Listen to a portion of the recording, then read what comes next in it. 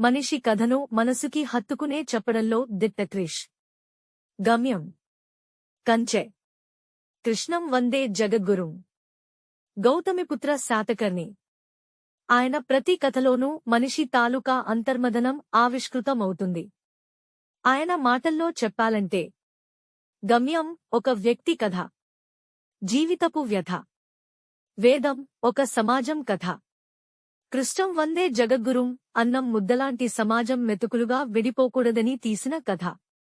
గౌతమిపుత్ర శాతకర్ణి అన్ని యుద్ధాలను ఆపివేయటానికి ఒక యుద్ధం చాలని చెప్పే కథ. సమాజంలో ఉన్న సమస్యని వేలెత్తి చూపించడమే కాకుండా పరిష్కారం దశగా అడుగులు పడిన కథ ఘాటి.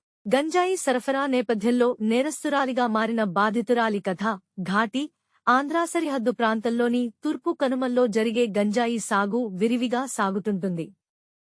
ఆ కొండ ప్రాంతాల్లో నివసించే ఘాటీలపై పెత్తనం సాగిస్తూ తరతరాలుగా వాళ్లని కూలీలుగా మార్చి వాళ్లతో కోట్లాది రూపాయల గంజాయి బిజినెస్ చేస్తుంటారు పెత్తందారులు కాష్టాల రాయుడు, రవీంద్ర విజయ్, కుందల నాయుడు, చైతన్యరావు.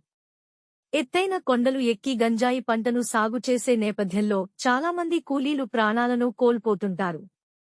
అలా తమవారందరినీ కోల్పోవడం చూసి తట్టుకోలేకపోయిన దేశీరాజు, విక్రమ్ ప్రభు, శీలవతి, అనుష్క ఆ పని మానేస్తారు. వీళ్ళిద్దరూ బావామరదళ్లు కావడంతో దేశీరాజు ల్యాబ్ టెక్నీషియన్గా, శీలవతి బస్ కండక్టర్గా వాళ్ల బతుకు వాళ్లు బతుకుతుంటారు.